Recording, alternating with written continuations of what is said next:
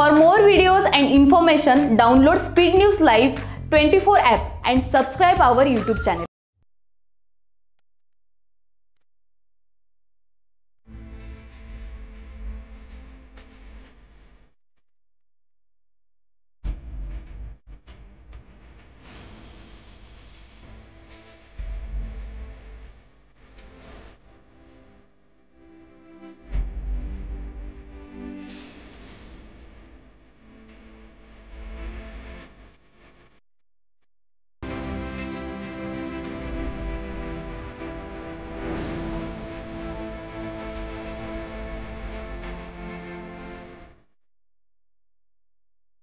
नमस्कार, मी वैभव प्रधान speed news live 24 मध्ये आपलं स्वागत करतो.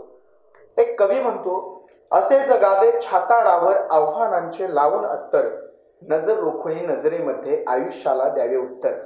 खऱ्या अर्थानं समाजात समाजाभिमुख काम करणारी अनेक माणसं या पृथ्वी तलावर आपल्याला पाहायला मिळतात.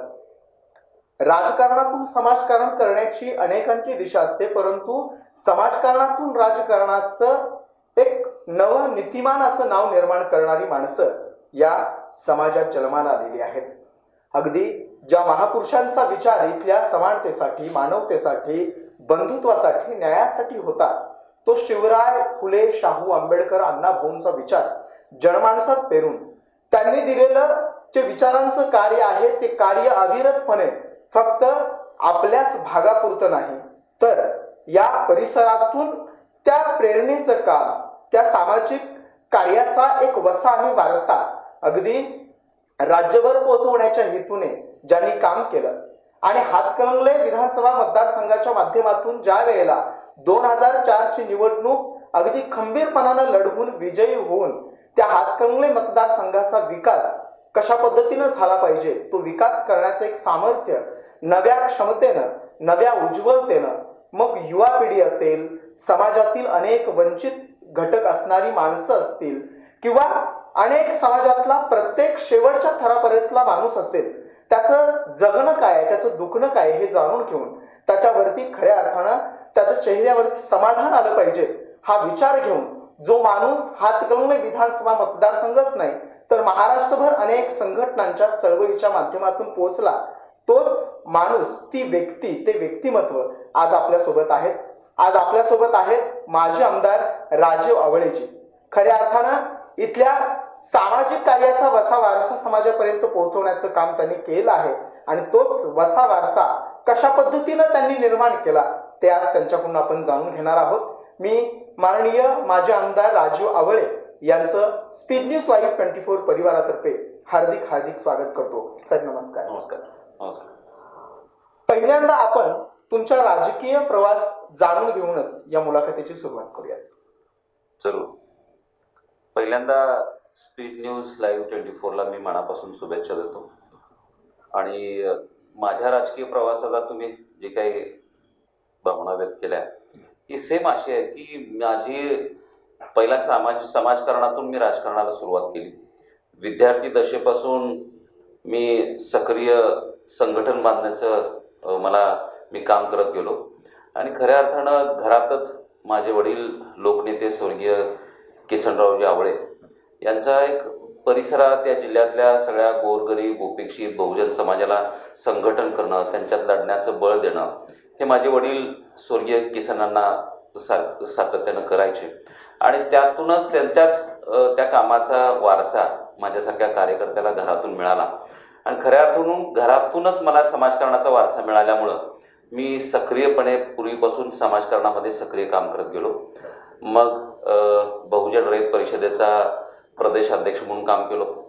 प्रदेशाध्यक्ष म्हणून काम करत असताना जिल्हा असू दे किंवा राज्य पातळीवरती उपेक्षित माणसाला प्रवाहात आणण्याचं काम मी काम केलं.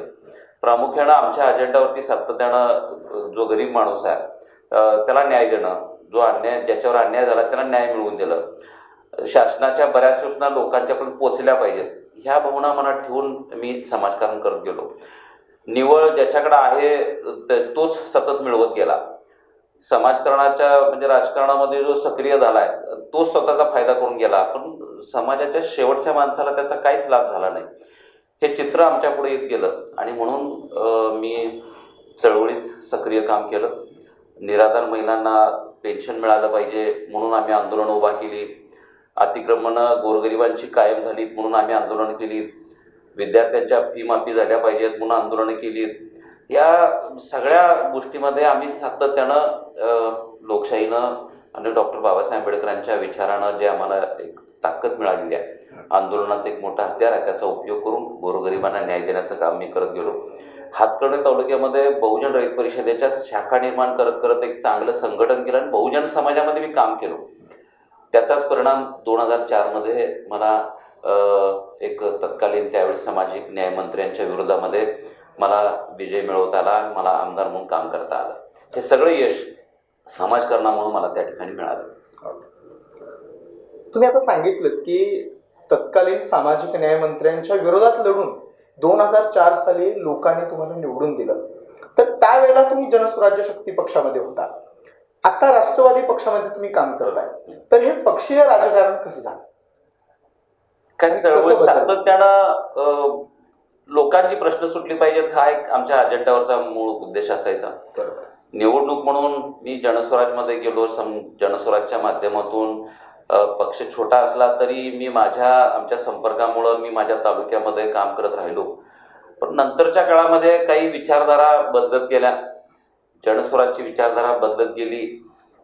त्या परिसरातल्या शेतकऱ्यांना न्याय मिळत नसल्यामुळं तिथली नाराजी वाढत गेली. आणि प्रमुख महत्वाचं कारण म्हणजे लोकांची प्रश्न सुटायचे असतील, राज्य पातळीवरती एखाद्या घटकाला न्याय द्यायचा असेल तर मोठ्या प्रवाहात जाणं हे गरजेचं आहे. आणि मग निव्वळ राजकारणासाठी काहीतरी छोट्या प्रवाहात राहून मग अडचण समाज माझ्याबरोबर माझ्या पाठीमागे असणाऱ्या समाजाचं आमच्या कार्यकर्त्यांचं नुकसान होण्यापेक्षा लोकांना न्याय द्यायचा असेल तर मग मोठ्या प्रवाहात जाणं ठरवलं. आणि त्यामध्ये या सगळ्यात महत्वाचं राष्ट्रवादी हा विचार पुरोगामी विचार जपणारा, माझ्या विचाराशी जमवून घेणार किंवा आमचा विचारच राष्ट्रवादीचा विचार. आदरणीय देशाचे नेते पवारसाहेब हे सातत्यानं पुरोगामी विचारून जपून राजकारण करणारं नेतृत्व आहे. मला त्यांच्याबद्दल फार मोठा आदर आहे. त्यांनी मराठवाड्याच्या नामांतराच्या चळवळीमध्ये स्वतःच्या पदाचाही परवा केलेला नाही आहे. बाबासाहेबांचं नाव त्या मराठवाडा विद्यापीठाला द्यावं म्हणून त्यांनी आपलं पद पणाला लावलं. आणि पुरोगामी विचार हा महत्वाचा आहे. आणि गरीब माणसाला या राज्यातल्या सगळ्या जाती धर्मांची नोंद असणारा एकमेव या देशातला नेता आहे ते म्हणजे आदरणीय देशाचे नेते पवारसाहेब आहेत. म्हणजे मग 12 बलुतेदार 18 त्या बलुतेदारांची ओळख पवारसाहेबांना आहे. आणि खरं तर हाच विचार माझ्यासारख्या युवक कार्यकर्त्याला आवडला आणि म्हणून मी राष्ट्रवादी ही जबाबदारी स्वीकारली.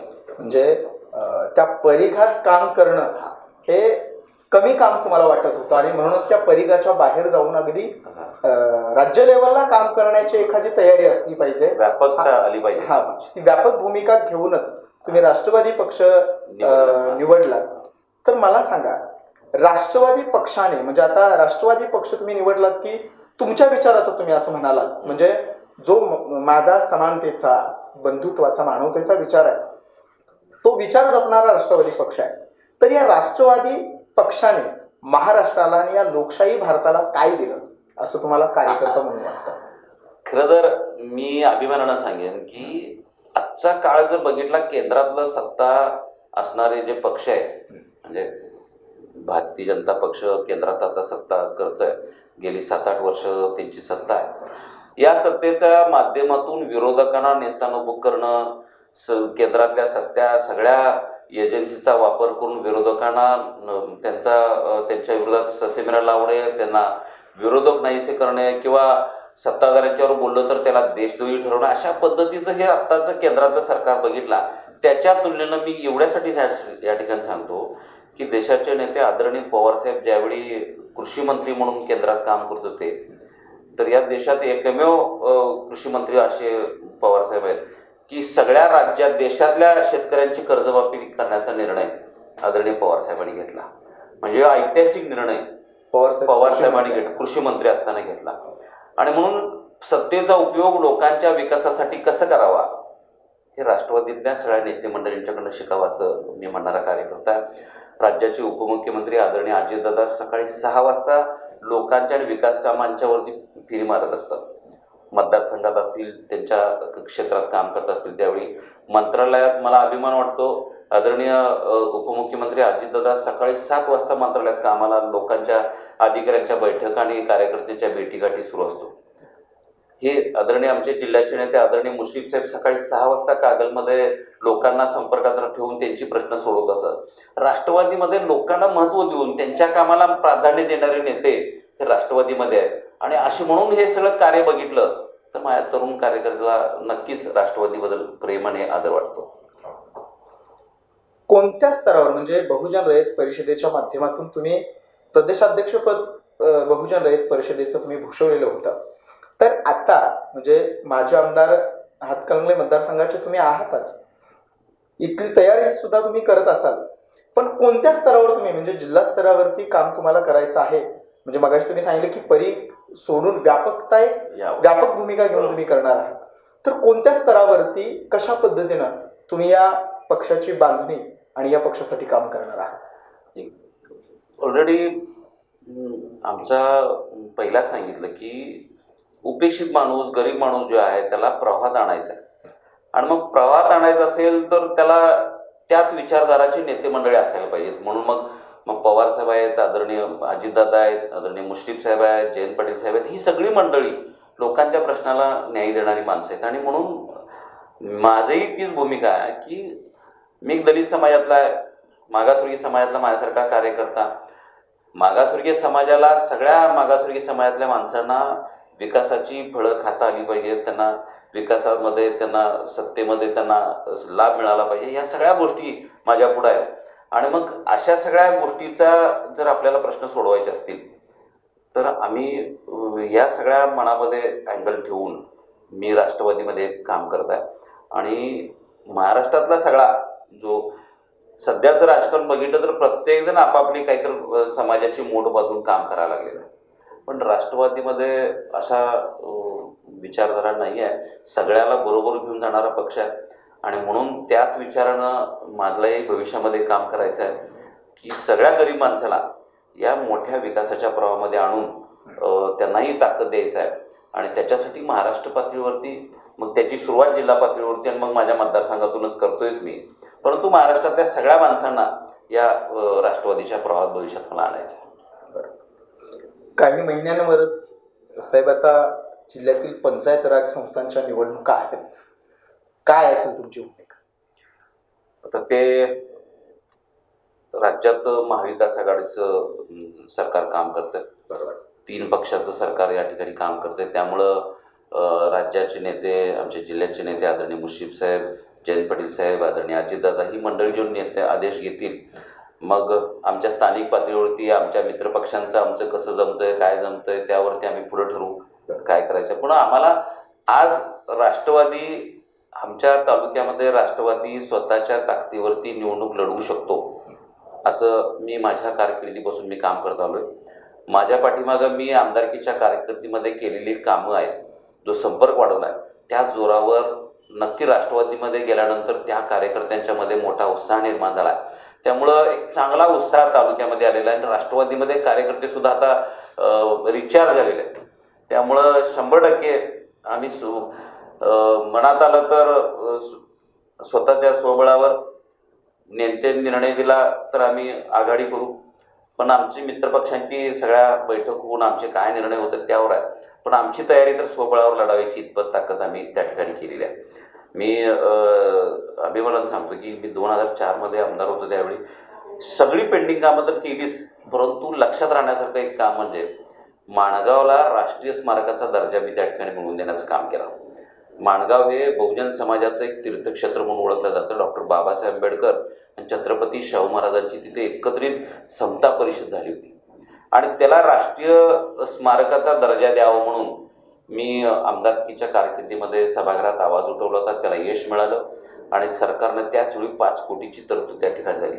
आणि म्हणून माणगावमध्ये बाबासाहेबांच्या आणि शाहू महाराजांचं एकत्रित झालेल्या परिषदेचं एक आठवण म्हणून माणगाव गावाला राष्ट्रीय स्मारकाचा दर्जा दिला. आता तिथं फार मोठा विकास सुरू झालेला आणि बरीच कामं तर केलीच. निराधार महिलांचं पेन्शन वाढवून द्यायचं मी सभागृहात आवाज उडवला. त्यावेळी 600-700 रुपये पेन्शन होती. मी त्यावेळी सभागृहात आंदोलनं केली, पायरीवरती बसलो, मोर्चे काढले आणि निराधार महिलांना 700 वरून 1000 रुपयाचं पेन्शन केलं. अशी बरीच कामं मतदारसंघात मी केलेली आहेत. त्यामुळं राष्ट्रवादीमध्ये त्या सगळ्या केलेल्या कामाचा आढावा घेत ते कार्यकर्ते माझ्याशी जोडलेले आहेत. त्यामुळं राष्ट्रवादीची ताकद फार चांगल्या पद्धतीची तालुक्यामध्ये वाढलेली आहे. एक व्यापक भूमिका घेऊन इथलं राजकारण हे समतावादी मानवतावादी भूमिका घेणारं असावं आणि म्हणूनच राष्ट्रवादी काँग्रेस पक्षाच्या माध्यमातून मला इथल्या प्रत्येक कार्यकर्त्याला घडवायचं आहे.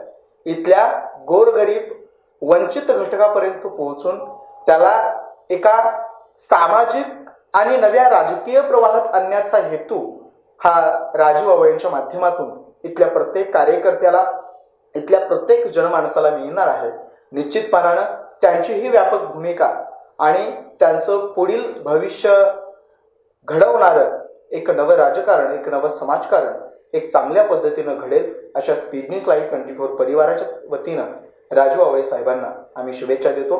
मी माझ्या कार्यकर्त्यांच्या वतीनं, राष्ट्रवादी पक्षाच्या वतीनं आणि मी माझ्या परिवाराच्या वतीनं स्पीड न्यूज लाईव्ह 24ला मनापासून शुभेच्छा देतो. त्यांची वाढ आणि हे लोकांचे प्रश्न, उपेक्षित गोरगरिबांचे प्रश्न त्यांच्या चॅनलच्या माध्यमातून समाजापुढे त्यांनी मांडावी, समाजाला त्यांनी न्याय द्यावा. एक फार लोकशाहीमध्ये एक चौथा स्तंभ म्हणून या सगळ्या मीडियाकडे बघितलं जातं आणि त्याचा उपयोग त्यांनी त्या पद्धतीने करावा अशीच मी मनापासून शुभेच्छा देतो. आणि मला या ठिकाणी बोलवल्याबद्दल सगळ्यांचंच मनापासून स्पीड न्यूज लाईव्ह 24चं सगळ्यांचं मनापासून आभार मानतो आणि तुम्हाला शुभेच्छा देतो.